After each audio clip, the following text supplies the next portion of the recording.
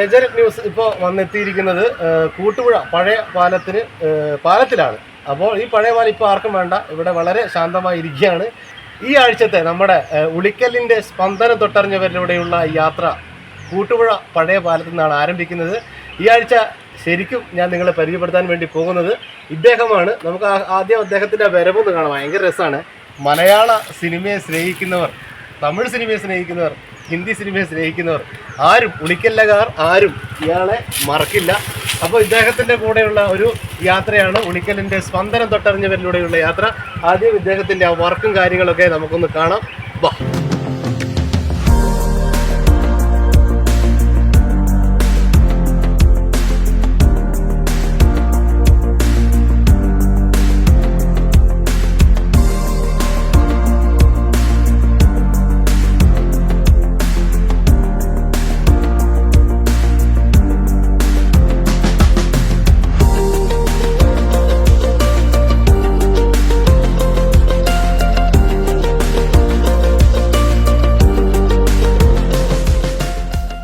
സ്പന്ദനങ്ങൾ തൊട്ടറിഞ്ഞവരിലൂടെയുള്ള യാത്രയിൽ അപ്പോൾ നാരായണേട്ടനാണ് നമ്മുടെ ഉളിക്കലിൽ 44 വർഷക്കാലമായി നമ്മുടെ മലയാള സിനിമ പോസ്റ്റർ ഒട്ടിക്കാൻ, അതുപോലെ തന്നെ തിയേറ്ററുമായി ബന്ധപ്പെട്ട എല്ലാ കാര്യങ്ങൾക്കും ഉളിക്കലിൽ ഉണ്ടായിരുന്ന മഹാനായ ഒരു വ്യക്തിയാണ് നാരായണേട്ടൻ. അപ്പോൾ നാരായണേട്ടൻ്റെ കുറച്ച് വിശേഷങ്ങളാണ് ഉളിക്കലിൻ്റെ സ്പന്ദനം തൊട്ടറിഞ്ഞവരിലൂടെയുള്ള ഈ യാത്രയിൽ ഇന്ന് നിങ്ങളോടൊപ്പം ഞാൻ പങ്കുവെക്കാൻ വേണ്ടി പോകുന്നത്. അപ്പോൾ നമുക്കൊരു എവിടെയെങ്കിലും ഒന്ന് ഇരുന്ന് സംസാരിക്കാം അല്ലേ? ഓക്കെ, എന്നാ. അപ്പോൾ നമ്മൾ ഉളിക്കലിൻ്റെ സ്പന്ദനം തൊട്ടറിഞ്ഞവരിലൂടെയുള്ള യാത്രയിൽ ഈ ദിവസം നമ്മോടൊപ്പം ഉള്ളത് നാരായണേട്ടനാണ്. നാരായണേട്ടൻ എന്ന് പറഞ്ഞു കഴിഞ്ഞാൽ വർഷങ്ങളായി ഉളിക്കൽ സിനിമയെ സ്നേഹിക്കുന്ന എല്ലാവർക്കും അറിയുന്ന ഒരു മുഖമാണ് നമ്മുടെ നാരായണേട്ടനെ. അപ്പോൾ നാരായണേട്ടൻ ഈ മോഹൻലാലിൻ്റെ ഇപ്പോൾ ഇറങ്ങാൻ പോകുന്ന ഈ ബ്രഹ്മാണ്ഡ ചിത്രത്തിൻ്റെ പോസ്റ്റർ ഒട്ടിക്കുന്ന തിരക്കിലാണ്. ആ നിമിഷത്തിലാണ് നമുക്കിപ്പോൾ അദ്ദേഹത്തെ കിട്ടിയിരിക്കുന്നത്. അപ്പോൾ നാരായണേട്ടൻ്റെ വിശേഷങ്ങൾ, ഉളിക്കലിൻ്റെ സ്പന്ദനം തൊട്ടറിഞ്ഞ് മലയാള സിനിമയെ അല്ലെങ്കിൽ സിനിമ ലോകത്തെ പ്രണയിക്കുന്നവരെ നമ്മുടെ നാരായണേട്ടൻ്റെ മുഖം ഒരിക്കലും മറക്കാൻ വേണ്ടി പറ്റില്ല. അപ്പോൾ ഈ പോകുന്ന വഴിക്ക് ഒരു ചെറിയൊരു സ്ഥലം കിട്ടി, അങ്ങോട്ട് ഞങ്ങൾ രണ്ടാളും കയറിയിരുന്നു. അപ്പോൾ നാരായണേട്ടൻ്റെ ഒരു വിശേഷങ്ങൾ, ഈ എന്തൊക്കെയാണ്, അദ്ദേഹം എത്ര വർഷക്കാലമായി ഈ ഒരു ഫീൽഡിൽ നിൽക്കുന്നു എന്നുള്ളതൊക്കെ നമുക്കൊന്ന് ചോദിച്ചറിയാം. നാരായണേട്ടാ നമസ്കാരം. അപ്പോൾ നമ്മളെ മലയാള സിനിമയിലെ താരരാജാവിൻ്റെ പുതിയൊരു ബ്രഹ്മാണ്ഡ ചിത്രം മലൈക്കോട്ടെ ബാലിവർ അല്ലേ, അതിൻ്റെ പോസ്റ്റർ ഒട്ടിക്കുന്ന തിരക്കിലാണ്. അപ്പോൾ അല്പസമയം നമ്മോടൊപ്പം ചിലവഴിക്കാൻ ഓക്കെ, റെഡി? നാരായണേട്ടൻ്റെ വീട് എവിടെയാണ്? വീട് പോക്കാട്. പിന്നെ നാരായണേട്ടൻ എത്ര വർഷക്കാലമായി ഇപ്പോൾ ഈ സിനിമ ഈ ഫീൽഡിലേക്ക്, ഈ പോസ്റ്റർ ഒട്ടിക്കൽ അങ്ങനെ ഈ ഒരു ഫീൽഡിലേക്ക് വന്നിട്ട്? ഒരു 80 ഒട്ടിക്കാൻ ഉണ്ട്. പണിക്ക് കയറിയിട്ടില്ല. പോസ്റ്റർ ഒട്ടിക്കൽ, കടല വയ്ക്കൽ, പിന്നെ ഗേറ്റിന് കുറേ കാലം കഴിയുമ്പോൾ ഗേറ്റിന് വെക്കാൻ തുടങ്ങി. പിന്നെ ഓപ്പറേറ്റർ പണി കിട്ടും. അപ്പോൾ നമ്മുടെയൊക്കെ ചെറുപ്പ കാലഘട്ടങ്ങളിൽ ഉളിക്കൽ ടൗണിൽ പോസ്റ്റർ ഒട്ടിക്കുന്നു. അതുപോലെ തന്നെ ശ്രീജ ടാക്കീസിലൊക്കെ വരുമ്പം എപ്പോഴും ഈ താടിയും ഈ മുഖവും എപ്പോഴും അവിടെ ഉണ്ടാവും. അപ്പോൾ അവിടെ ഏകദേശം അതിൻ്റെ സ്റ്റാർട്ടിങ്ങിലൊക്കെ നാരായണൻ തന്നെയായിരുന്നു? ഇല്ല, സ്റ്റാർട്ടിങ്ങിലില്ല. സ്റ്റാർട്ടിങ്ങിൽ നമ്മൾ സ്കൂളിൽ പഠിക്കലാണ്, 2ാം ക്ലാസ് 3ാം ക്ലാസ്സിലാണ്. പിന്നെ കുറച്ച് കഴിഞ്ഞവരാണ്, 5 വർഷം കഴിഞ്ഞവരവിടെ ഇവിടെ ക്യാൻറ്റീനിൽ കടല വിൽക്കാൻ പോയി. കടല വിറ്റിട്ട് പിന്നെ പോസ്റ്റ് ഒട്ടിക്കാൻ പോകുന്നത്. പിന്നെ ഗേറ്റിൽ നിന്ന് പിന്നെ ഇതന്നെ ഇപ്പോൾ തിയേറ്ററിൽ പണി തന്നെ. വേറെ പണിയൊക്കെ നമ്മൾ കൊണ്ടേ പോകുന്നതുകൊണ്ട് വേറെ പണിയൊന്നും വെച്ച് ആരും പോകാതെ വെക്കാൻ കഴിയുന്നില്ല. അപ്പം ഈ ആദ്യം കടല, പിന്നെ പോസ്റ്റർ, പിന്നെ അന്ന് ഈ സിനിമകളിൽ പ്രൊജക്ടറാണല്ലോ ഈ ഫിലിം. അതിൻ്റെയൊക്കെ ടെക്നിക്കലൊക്കെ പഠിച്ചിരുന്നു അല്ലേ ആ കാലഘട്ടങ്ങളിൽ? പഠിച്ചു പിന്നെ അവിടെ തന്നെ ഓപ്പറേറ്ററായി? ഇല്ല, അവിടെ ഓപ്പറേറ്റ് ആയിട്ടില്ല. ഓപ്പറേറ്റർ വേറെ ആള്. പിന്നെ നമ്മൾ ഒരു ഹെൽപ്പറായിട്ട് അവിടെ നിൽക്കും കുറച്ച്. പിന്നെ പുറത്തുള്ള പണി, പിന്നെ അവിടെ പിന്നെ ക്യാൻറ്റീൻ വന്നു. അവിടെ ക്യാൻറ്റീൻ വന്നു. പിന്നെ ഗേറ്റിനും ക്യാൻറ്റീനും നിൽക്കാൻ തുടങ്ങി. പിന്നെ കുറേ സമയം അവരെ ഓപ്പറേറ്റർ സഹായിക്കാൻ പോയി. ഏകദേശം എത്ര വർഷമാണ്? എങ്ങനെ അവിടെയാ? അവിടെ ഇപ്പം നമ്മൾ നായനാരപ്പം വെച്ച് ഒരു 5-6 മാസം മുമ്പാണ് തീർത്ത് പൂട്ടിയത്. നായനാറ് മരിച്ചത് ഞാൻ വാരത്താവില്ല. വാരത്തിൽ നമ്മൾ കല്യാണം 12 മണിക്ക് സിനിമ എത്തിയിട്ട് കല്യാണപ്പന്തലിൻ്റെ മണിക്ക് അവിടെ നിന്ന് ഒരു 3-4 മാസം പോയി എടുക്കുമ്പോഴാണ് നമ്മൾ വളർത്തുന്ന സാരംഗിയിൽ വിളിച്ചത് ഓപ്പറേറ്റ് ചെയ്യണമെന്ന് പറഞ്ഞു. പിന്നെ ലൈസൻസ് ഇല്ലയെന്ന് പറഞ്ഞു. ലൈസൻസ് വേണ്ട, ലൈസൻസ് വേറെ ഒരാളുണ്ട്. അങ്ങനെ നമ്മൾ ഓപ്പറേറ്റ് ചെയ്യാൻ നോക്കാൻ പോയി. അത് 5-6 മാസത്തോളം എടുക്കും. പിന്നെ അത് തീറ്റർ കൂട്ടി ആളൊന്നുമില്ലാതുകൊണ്ട് അത് കഴിഞ്ഞ് ഒരു വർഷം ധർമ്മ തീറ്റർ പോയി. അതൊരു വർഷം കഴിഞ്ഞിട്ട് അത് ഒരു വർഷം കഴിഞ്ഞ് ഒരുപാട് കൂട്ടി. അത് കഴിഞ്ഞാൽ ഇരുത്തി 2012 ഇത്തിക്ക് അതിൻ്റെ പാരഡൈസിൽ അവിടെ ക്യാൻറ്റീൻ 2 അപ്പുറത്ത്. പിന്നെ ഈ കൊറോണ വരെ അവിടെ തന്നെയായിരുന്നു ക്യാൻറ്റീനിൽ. പിന്നെ വീണ്ടും തിരിച്ച് പിന്നെ വീണ്ടും ഇവിടെ മാഷോട് ചോദിച്ചു കളിച്ച്. മാഷ് ആരും നേരിട്ട് എടുക്കുന്നില്ല, അതിൻ്റെ വരെയാണ്. അത് ജൂണിലാകുമ്പോൾ പേടിച്ചിട്ടായിരിക്കും. അങ്ങനെ ഇപ്പോൾ ഇവിടെ വന്നിട്ട് ഇപ്പോൾ എത്ര ചെയ്താലും ഉളിക്കലിൽ വീണ്ടും ഇവിടെ തുടങ്ങിയവരെ ഉണ്ട്. തുടങ്ങിയവരെ പോസ്റ്റ് അടിക്കാൻ പോകും. ഇപ്പോൾ ഒരാൾ മാത്രമേ ഉള്ളൂ ഇവിടെ പോസ്റ്റ് ഒട്ടിക്കാൻ? ഞാൻ മാത്രമേ ഉള്ളൂ. ഏകദേശം എത്ര ഏരിയയിൽ പോസ്റ്റ് ഒട്ടിക്കുന്നുണ്ട്? ഏരിയയിൽ ഇപ്പോൾ ഇരുട്ടി അമല ഹോസ്പിറ്റൽ വരെ, പിന്നെ തിരിച്ച് ഇങ്ങോട്ട് വരെ, പിന്നെ പേരട്ടായ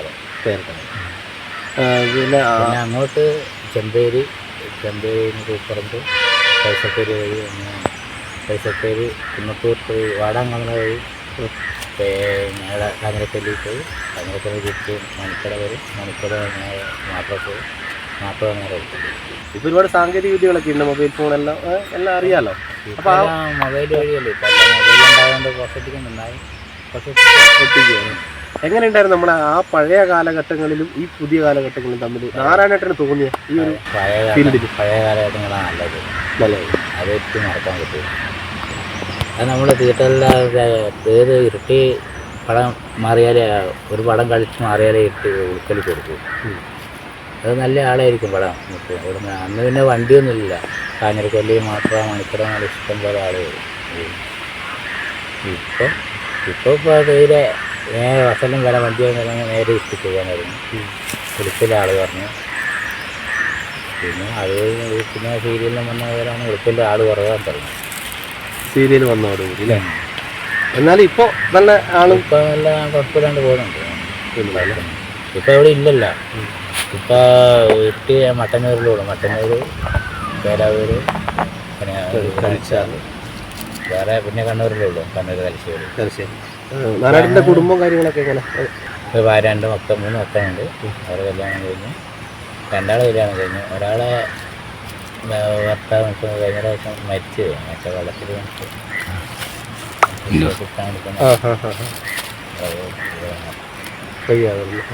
കോഴിക്കോട് വീടെടുത്താണ് ഇവിടെ വൈത്തൂരാണ് നിൽക്കുന്നത്.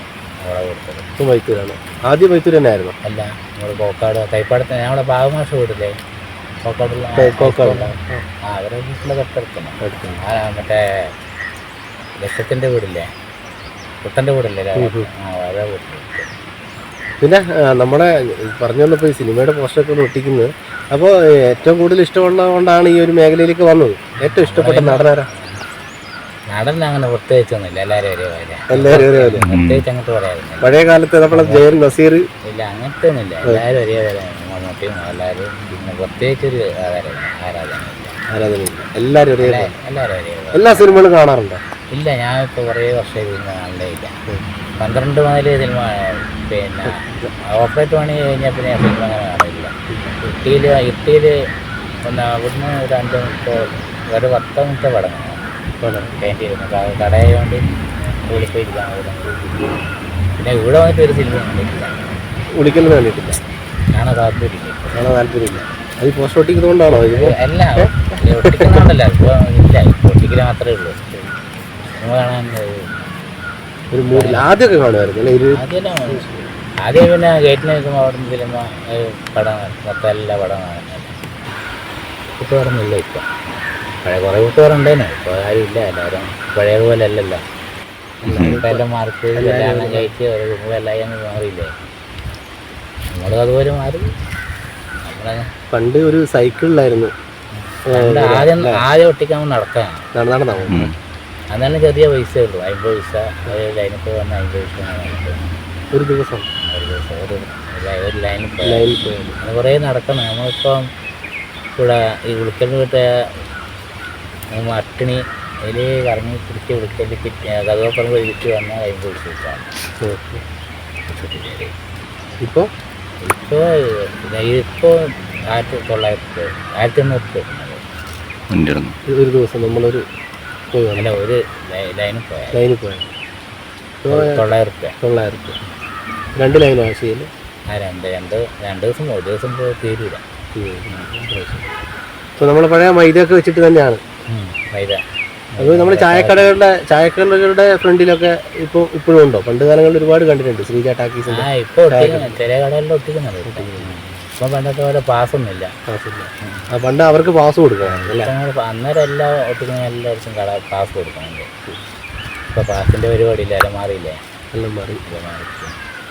അപ്പോൾ സിനിമയുടെ ഒരു അംഗമാണ് മലയാള, തമിഴ് എല്ലാം. ഞാൻ തമിഴിൻ്റെ കാര്യം പറഞ്ഞപ്പോൾ ഞാനൊരു കാര്യം ചോദിക്കാൻ മറന്നത്, നമ്മൾ ശ്രീജ ടാക്കീസിലൊക്കെ ഒരുപാട് തമിഴ് സിനിമകൾ നല്ല ഹൗസ്ഫുള്ളായിട്ട് ഓടിയിട്ടുണ്ട് ആ കാലഘട്ടത്തിൽ. തമിഴ് ഹിന്ദിയാണ് അധികം ഓടല്. എന്നറിയാം, പഴയ ഹിന്ദിക്ക് നല്ല ആളാണ്. ഇപ്പോഴത്തെ ഹിന്ദി മാതിരിയല്ല അന്നത്തെ ഹിന്ദി പടം.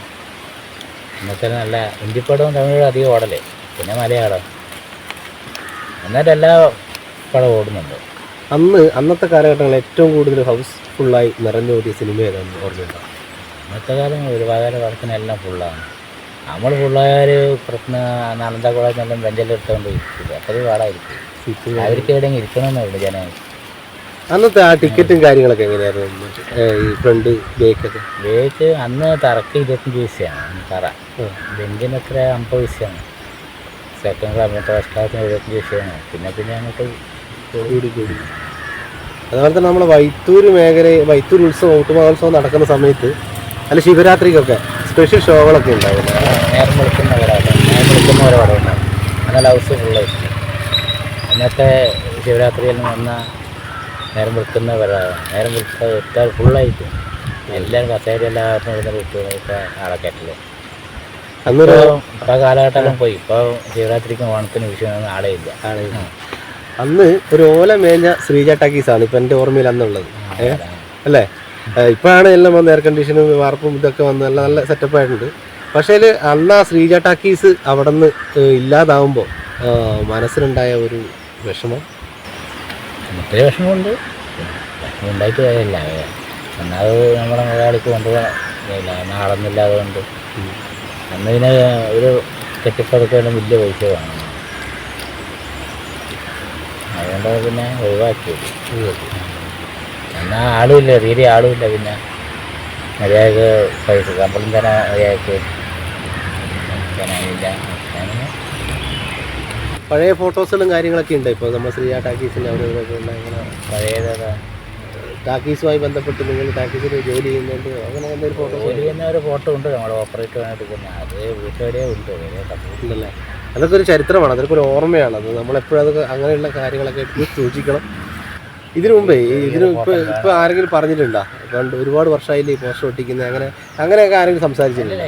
ഇപ്പം പറയുന്നുണ്ടോ പണ്ടത്തെ പണി പിന്നെയും തുടങ്ങിയാണ്.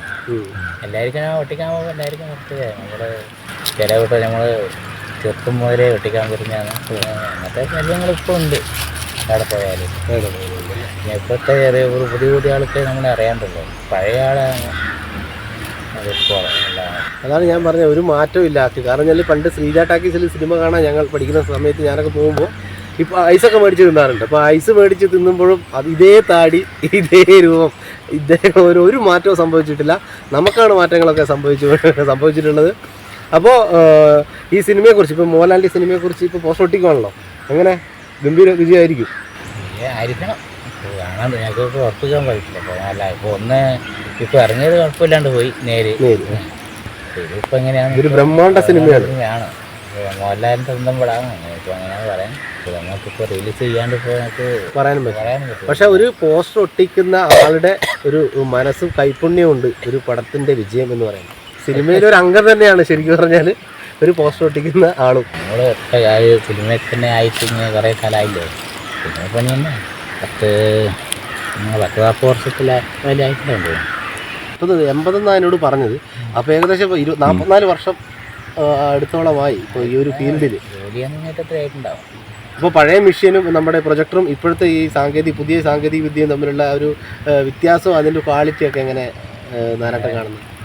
പഴയ മെഷീനാകുമ്പോൾ നമ്മൾ പഠിക്കണമെങ്കിൽ ഭയങ്കര പാടാകുന്നത്, കുറേ കാലം കഴിയാൻ പഠിച്ചിട്ടുണ്ടെങ്കിൽ. ഇപ്പോഴത്തെ മെഷീൻ എന്ന് വെച്ചപ്പോൾ ഈ കമ്പ്യൂട്ടർ വെച്ചാൽ മതി.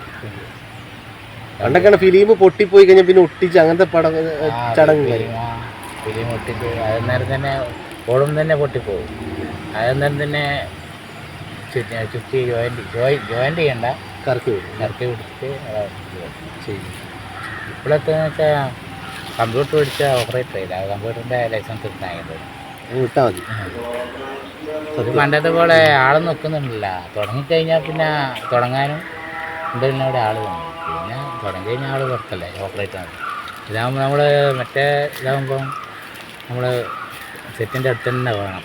ഈ കാർബണിനകത്ത് തന്നെ കാർബൺ അടുപ്പിച്ചുകൊണ്ടിരിക്കണം, ഒരേ ലെവലായിരിക്കണം. കുറച്ച് അങ്ങോട്ടും ഇങ്ങോട്ടും മാറിയാലേ അങ്ങ് ലൈറ്റ് ജനങ്ങൾ കൂട്ടാൻ തുടങ്ങും. ഒറ്റ നിർത്തായിരിക്കും നിൽക്കണമെങ്കിൽ. ഇപ്പോൾ ഉള്ള ടെക്നീഷ്യന്മാർക്ക് സുഖമാണ്, റിസ്ക് ഇല്ല അല്ലേ? അതേപോലെ തന്നെ അതല്ല, അത് വില ശരിക്കും വേണം. അഥവാ നമ്മളെന്താ ഈ മാറിപ്പോയാൽ പിന്നെ പടം മൊത്തം പോകും. പിന്നെ അങ്ങ് വിളിച്ച് ചോദിച്ചാൽ ഇപ്പം മറ്റേ ഇതാകുന്നില്ല, നമ്മളെ എത്തിയ മതിയല്ല, ഡയറ്റായിട്ടല്ല ഇവിടെ നമ്മളെ പിന്നെ പിള്ളേരായിരുന്നു അതിൽ കയറ്റി തരണം. പണ്ടൊക്കെ ഒന്നും അറിയണ്ട. ഇതാകുമ്പോൾ മറ്റേതാകുമ്പോൾ ഈ ഡയറ്റായിട്ടാകുമ്പോൾ ഉണ്ടെങ്കിൽ സാധാരണ വന്നാൽ പടം കിട്ടില്ല. നേരിട്ടാകുമ്പോൾ നമ്മൾ അങ്ങനെ ഇരുന്ന ഇങ്ങോട്ടേക്ക് വീട്ടിൽ കൊണ്ടുപോകാൻ കുട്ടികൾ ഇപ്പം അങ്ങനെ ചിലയിടത്ത് എങ്ങനെയാണ്, ചിലയിടത്ത് വന്ന് കയറില്ല അവിടെ. ഇപ്പം രാത്രി ഓണാക്കി വെക്കും, അവർ വിളിച്ച് പറയും ഓണാക്കി വെക്കണം. അങ്ങനെ ഇപ്പം പണ്ടത്തെ ഒരു സൗണ്ടും ഇപ്പോഴത്തെ ഒരു സൗണ്ടും തമ്മിലൊരു വ്യത്യാസം ഉണ്ടല്ലോ. പണ്ട് നമ്മളെ ശ്രീജ ടാക്കീസിൻ്റെ സൗണ്ട് അല്ല ജി സിനിമാസിൻ്റെ സൗണ്ട്. ഇതിന് രണ്ടുമായ ഒന്ന് പിന്നെ DTS വന്നു. കുറച്ച് DTS തന്നെ വേണത്. ഇപ്പം അത് ഞാൻ ഉൾക്കൊല്ലി വന്നിട്ടില്ല, അത് സാധാരണ ചേർത്ത് DTSൻ്റെ വേറെ. ഇപ്പോഴത്തെ UFO അങ്ങനെ വലിയ ഒരു സൗണ്ട് വേറെ, മാറ്റങ്ങൾ വന്നില്ല, നല്ല മാറ്റങ്ങൾ. അതേ മാറ്റങ്ങൾ പഴയ പോലെ പഴയ ഉളിക്കലിന് അതുപോലെ തന്നെ മാറ്റങ്ങൾ സംഭവിച്ചിട്ടില്ല. നാരായണൻ്റെ ഓർമ്മയിൽ പഴയ ഉളിക്കലിൽ നിന്ന് വന്ന മാറ്റങ്ങൾ എന്തൊക്കെയാണ്? പുതിയ ഉളിക്കലുമായി ബന്ധപ്പെട്ട് ഏറ്റവും വലിയൊരു മാറ്റമാണ് ജി സി. പിന്നെ പണ്ട് ഉളിക്കലുണ്ടായിരുന്ന ഒരേ ഒരു ഹോസ്പിറ്റൽ, നല്ല ഹോസ്പിറ്റൽ 2, 3, 4 അല്ല പണ്ടത്തെ നല്ല ഹോസ്പിറ്റൽ തന്നെയാണ്. പക്ഷേ ഇപ്പോൾ ഒരു 3-4 ഹോസ്പിറ്റലുണ്ട്. എനിക്കെല്ലാം കാണാനും മാറി വികസനങ്ങൾ, വാഹനങ്ങൾ, വിദ്യാഭ്യാസ സാഹചര്യം കൂടി അല്ലേ. അപ്പോൾ അന്ന് ആ കാലഘട്ടങ്ങളിൽ വിദ്യാർത്ഥികളെ, നമ്മളെ മലയാളികളെ, മലയോര ജനതയെ, കർഷക ജനതയൊക്കെ സിനിമ കാണാൻ പ്രേരിപ്പിച്ച ഒരു മഹാനായ വ്യക്തിയാണ് നമ്മുടെ നാരായണേട്ടൻ. കഴിഞ്ഞ 44 വർഷമായി മലയാള സിനിമയുടെ പോസ്റ്റർ, അതേപോലെ തന്നെ മലയാള സിനിമയുടെ പ്രൊജക്ടർ, അതേപോലെ തന്നെ ഈ സിനിമ ടാക്കീസിലെ ക്യാൻറ്റീൻ, അങ്ങനെ ഉളിക്കലിൻ്റെ ശരിക്കും യഥാർത്ഥത്തിൽ ഉളിക്കലിൻ്റെ സ്പന്ദനം തൊട്ടറിഞ്ഞ ഒരു മഹാനായ വ്യക്തിയെയാണ് നമുക്ക് ഈ ദിവസം നമുക്ക് കിട്ടിയത്. ആ കിട്ടിയതിനും ഒരു രസമുണ്ട്. കാരണം ഞങ്ങളൊരു വാർത്ത റിപ്പോർട്ട് ചെയ്യാൻ വേണ്ടി കൂട്ടുപുഴ ഭാഗത്ത് വന്നപ്പോൾ ഇങ്ങനെ പോസ്റ്റർ ഒട്ടിച്ച് പോകുന്ന ഒരാളെ കണ്ടു. അപ്പോൾ ഒരു പെട്ടെന്നൊരു തോന്നി. അങ്ങനെ കൂട്ടുപുഴ പഴയ പാലത്തിന് സമീപം ഒരു ചരിത്രം ഉറങ്ങുന്ന ഒരു പഴയ പാലമാണ്. ഇപ്പോൾ ഒരുപാട് വാഹനങ്ങൾ, യാത്രക്കാരൊക്കെ കടന്നുപോയി. ഈ ഒരു സ്ഥലം ഇപ്പോൾ ആരും ഉപയോഗിക്കുന്നില്ല, ശാന്തമായിരിക്കുകയാണ്. അപ്പോൾ ആ ശാന്തതയിൽ ഞാൻ നാരായണേട്ടനെയും കൊണ്ട് ഇവിടെ വന്നിരുന്നു. ഇപ്പോൾ ഏറ്റവും വലിയ നമ്മുടെ ലാലേട്ടൻ്റെ ബ്രഹ്മാണ്ഡ സിനിമയായ മലൈക്കോട്ടൈ വാലിബൻ്റെ പോസ്റ്ററാണ് ഇപ്പോൾ നമ്മുടെ നാരായണേട്ടൻ ഒട്ടിച്ചുകൊണ്ടിരിക്കുന്നത്. അപ്പോൾ ഏകദേശം ഒരു 10-15 മിനിറ്റാണ് ഇപ്പോൾ നാരായണേട്ടൻ നമുക്ക് വേണ്ടി, ഏജനറ്റിൻ്റെ പ്രേക്ഷകർക്ക് വേണ്ടി ചെലവഴിച്ചിരിക്കുന്നത്. അപ്പോൾ 44 വർഷം, ഞാൻ ആദ്യം പറഞ്ഞല്ലോ, 44 വർഷം നമ്മുടെ മലയോര ജനതയുടെ സ്ഥിരാകേന്ദ്രമായ ഉളിക്കൽ പട്ടണത്തിന് ഒരു പുത്തൻ ഉണർവേകിയ ഒരു മനുഷ്യനാണ് നമ്മുടെ നാരായണേട്ടൻ. അപ്പോൾ നാരായണേട്ടന് ഈ ഒരു ഫീൽഡിൽ ഇനിയും ഒരുപാട് ഉയരങ്ങളിൽ എത്തട്ടെ. അതേപോലെ തന്നെ എല്ലാവിധ ആശംസകളും ഏജനറ്റിൻ്റെ പ്രേക്ഷകരും നേരുകയാണ്. അപ്പോൾ എല്ലാവർക്കും നന്ദി അറിയിക്കുകയാണ്. സംസാരങ്ങളൊക്കെ ഞാൻ ആദ്യം പറഞ്ഞ പോലെ തന്നെ പതുക്കെയാണ്, ശബ്ദം കുറച്ചാണ്. ഒരു സൈലൻ്റ് ആയിട്ടുള്ളൊരു മനുഷ്യനാണ് നമ്മുടെ നാരായണേട്ടൻ. മലയാള സിനിമയ്ക്ക് ഒരു അനുഗ്രഹമായി മാറിയ ഒരു മഹാനായ നാരായണേട്ടനാണ്, മലയോര ജനതയുടെ സ്വന്തം നാരായണേട്ടൻ, ഉളിക്കലിൻ്റെ സ്പന്ദനം തൊട്ടറിഞ്ഞ നാരായണേട്ടൻ. അപ്പോൾ നാരായണേട്ടന് ആദ്യം പറഞ്ഞ പോലെ തന്നെ എല്ലാവിധ ആശംസകളും നേരുന്നു. അല്പസമയം നമുക്ക് വേണ്ടി ചെലവഴിച്ചതിന് നന്ദി. Thank you.